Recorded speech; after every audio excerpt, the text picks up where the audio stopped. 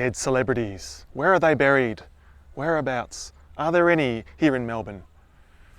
Well, I'm going to travel to all of the cemeteries around the Melbourne area and try and find the most famous people I can, if that's possible. I don't know if we do have a lot of famous people buried in Melbourne, but there must be. So we're going to go check out some dead celebrities. Let's go.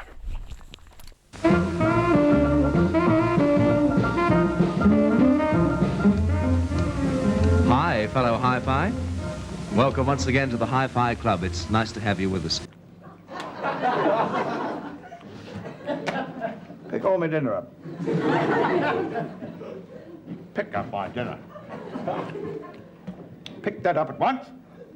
Our king is talking. If you don't pick that up, Bert, you won't be in the next series.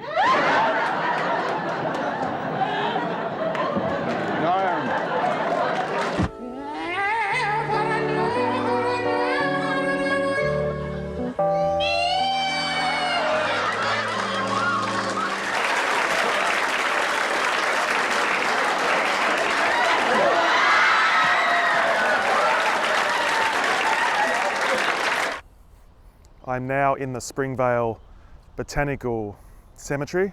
It's a huge place, absolutely massive, and there are a few people that I want to look at that are here. And one of them, the first one, is Bert Newton. Now, Bert Newton was a huge television star here in Australia. He started off in radio in 1952. He was just a kid. He did radio shows up until I think 1957, where he ended up on television with Graham Kennedy, another Australian legend, and they had a show called In Melbourne Tonight. Bert was kind of the sidekick. We had a great double act in the old days. I was the handsome one, and you were the What were you? I was the star. That's right. Yeah, you were the star who got all the money. You were the handsome one. Yeah, they used to call us Beauty in the Wallet. Yes. But he was a very funny man, and he was in a lot of shows over the decades. He was eventually with Don Lane on the Don Lane Show. It was another long-running show that he was on. I've known Bert for a long while. I've never had the pleasure of meeting him in person. We always talk by radio on the radio program here in Melbourne. Right. Last night I went to the concert, just saying to one of the girls backstage a few moments ago, Bob, I've seen most of the performers who've come over here to Australia, but last night at that concert hall, which has, of course, so many pleasant memories for me, I bombed there one night. And he died in 2021, and I have found a little cross here for Albert Bert Newton, AMBE. And this is what Bert has here at Springvale.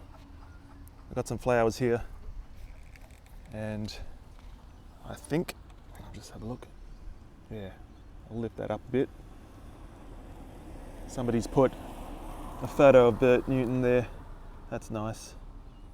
I think a lot of Australians have a Bert Newton story where they met Bert. And I did meet Bert Newton in a petrol station. I think it was 2007, 2008. It was across the road from where I was living, but I walked into this petrol station and Bert Newton was on the floor trying to reach into a fridge. And I knew straight away it was Bert. He didn't have his wig on. So I walked up to him and asked him if he was all right. Does he need any help? And he said, oh, I'm trying to reach, I think it was milk. I'm not 100% sure, but he was trying to reach for a specific thing that he said his doctor told him he had to have. He said, oh, there's one left and I can't reach it. And so I said, I'll help you. And I went in there and I got it. I gave it to him. Well, no, actually, first of all, he said to me, well, now I have to get up. And so I said, let me help you. And I grabbed his hands and I lifted him up and he was very grateful. He thanked me. I gave him his milk, I think it was. He said, oh, don't get old. That's what he said to me. So. I like the boy. I like the boy. I like the boy. I like the boy. I like the boy. I like the boy.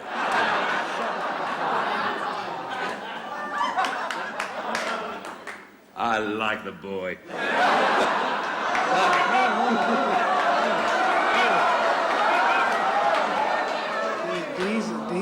Did you say Roy or boy? I like the boy. There's nothing wrong with saying that. Roy. Yeah. Hey, hang on. No. Really? I'll change religion. I'll do anything for you. I don't care. What's wrong with saying that? I like the boy.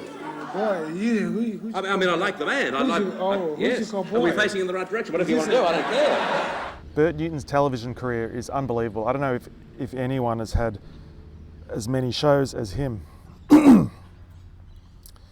What have we got here? So he was on In Melbourne Tonight with Graham Kennedy, 1959. That went for years. He had the Bert Newton Show, which was short-lived, 1959 to 1960. He was on the Don Lane Show. That went for about 9 years. The Bert Newton Show, which was kind of like actually, I don't know, that's not the one I remember. That was in the 70s. New Faces, 1976. Ford Super Quiz, 1981. Yeah, he did some kind of a talk show that was a bit like Johnny Carson in the 80s. I just vaguely remember it. And he had Jimmy Stewart was on as a guest. Jimmy Stewart came to Australia. The fact that you say that you like films where there's not too much speaking, and the fact that you have that very individual style of speaking, is it because you're a very shy man? I wouldn't think so. I don't know. No, I never thought of myself being particularly shy. Slow and sort of mumbling, yes, but shy. Never shy. And I do remember his show on Channel 7. It was a midday show. It was competing with the Ray Martin midday show. I do remember that. It didn't last long. Bird, bird, bird. Bird is a word. Well, everybody's heard about the bird. Bird, bird, bird is the word. But his real success was on Channel 10, Good Morning Australia, 1992. That went for years, and that was fantastic. Bert was so funny. All the guests, all the people who came to Australia, movie stars, singers, they all went on there. And he also was on the Logies, and he did some sort of like stand-up act. I think he said something which offended people. It was like, offended the woke people. Something about Graham Kennedy and young boys. I don't know. I'll try and find that. He was a great mentor. He mentored a lot of young people. You knew that if you went to his dressing room and it was locked, he'd be inside doing some mentoring. But I remember him being interviewed about it, and he said, look, you know, that's the way I work. You know, I'm a riffer. Something like that. Didn't apologise. Good on him. Good on you, Bert. Anyway. Okay, here on Fuchsia Avenue. Fuchsia? Anyway, that's it there. Is a much beloved actor, Australian actor, who appeared on TV and in movies. I'll be lucky to keep my own job, but I'll make sure as hell you don't keep yours.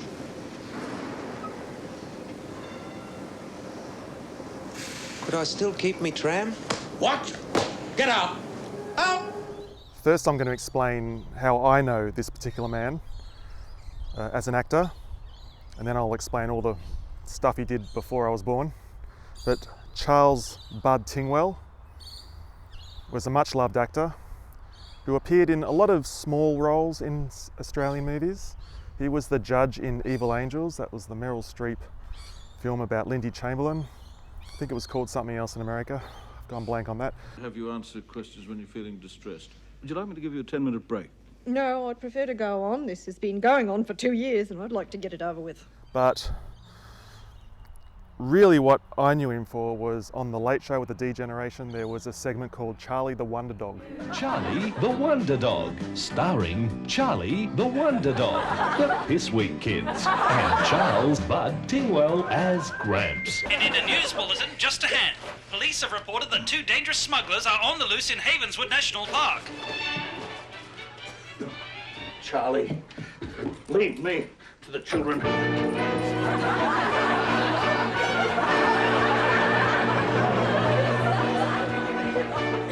And that was a bit of a piss take on kids shows. And police report 2 hikers from the city are lost somewhere up on Mount Variable Weather. Surely they can get a helicopter in. And it's too wet for a helicopter to get in. Or drive in. And the track's been washed away. Surely they... Listen, you old bastard, they're stuck in there, it's too wet. And Charles Bud Tingwell was hilarious in that. He was also in The Castle. There's someone here to see you. G'day, Darryl. Laurie. He played Laurie, the lawyer who ends up defending Daryl Kerrigan and helping him to keep his home. That's what I think most Australians would know Charles for. But you know what? He had quite a career in acting. He was best known as Dr. Alan Dawson from the British TV series Emergency Ward 10. Cats, he's done it. Ooh. Colonel Turvey is going for damages, £200. What? Good. I have a look. I'd never... Well, it's clear enough. In 1957. And he appeared in these Miss Marple films in the 1960s, which I have seen. Good evening, Inspector. I think there's something you should know before you go in to see the play. Oh, what? I think our murderer will try to kill me again tonight. He's a veteran of over 100 television and film credits. His last appearance was in 8 episodes of the television series Bed of Roses, 2010. And he's here. And his wife is next to him. His wife, Audrey May Tingwell. So Charles William Bud Tingwell, 1923 to 2009. Loved the Australian people. That's not written there, but I just added that. But anyway, yeah, wonderful actor, really. And here he is. Okay, the next person we are looking at is Lucky Grills, who was an actor and comedian. He had a travelling vaudeville act back in the day and entertained troops in Vietnam and the Korean Wars. He played the trumpet and the drums and was in a TV show called Matlock Police, which led him to the show Bluey, which was a detective show in the 1970s.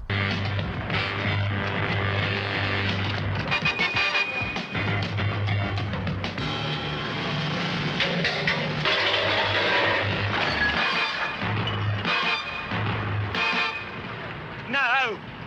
There go, Bluey. On your feet, no sudden moves. You could have taken a leg off with that lid. I'm in no mood for playing games. Which in the early 1990s appeared on The Late Show with the D-Generation, again, as like a continuing series, but it was redubbed with different voices to make it really funny. Put a lot of fat jokes in there.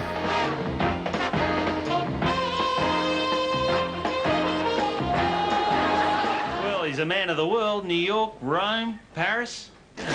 Rio, hey? Clap your peepers on that. Put it away, Barjones. You're not in this scene. You sure? Yeah, you're in the next one. Ah. It's a real beauty. Did you see that? She was mentally undressing me. Geez, that'd take a long time, Sarge. Hey. And so Lucky Grills became famous all over again. And apparently he is here on the corner of, I think it's Talinga Road and Reserve Road and Row P. And so here we have all these. So Lucky Grills is somewhere here. Where are you, Lucky? His real name was, I think, Leo Dennis Grills. And he did appear on The Late Show in the audience where he stood up, and I can clearly remember him saying, "Why are you guys always taking the piss out of me?" Detective Sergeant Bart.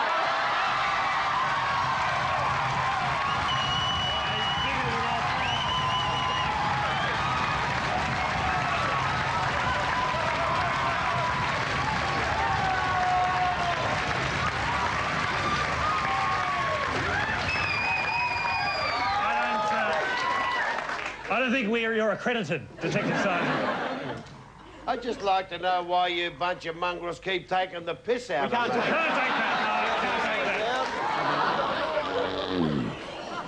Oh, hang on, Sarge, you can't light up.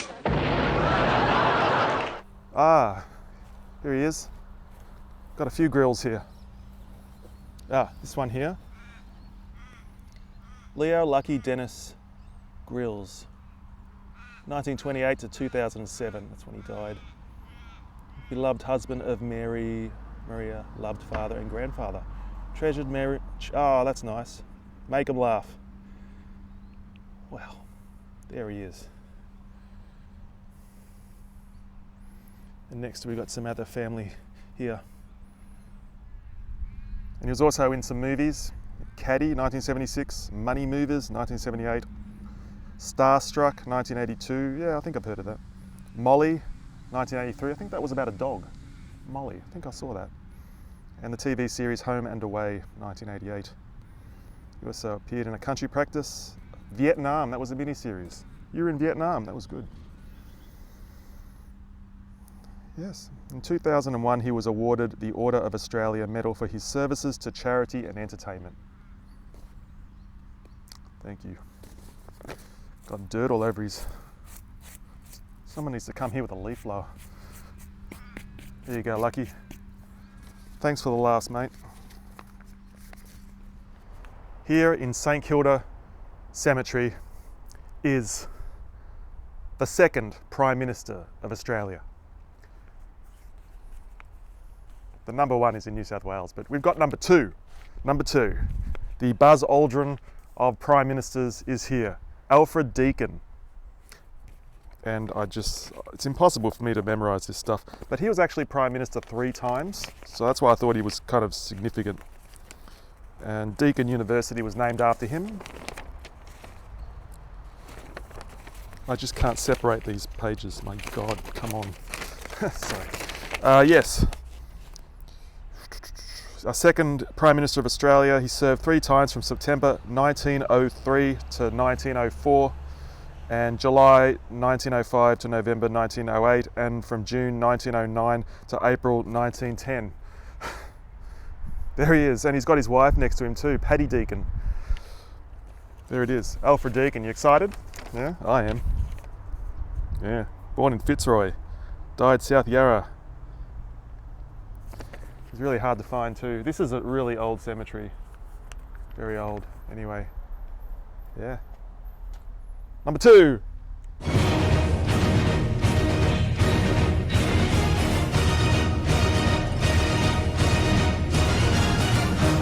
I like the boy.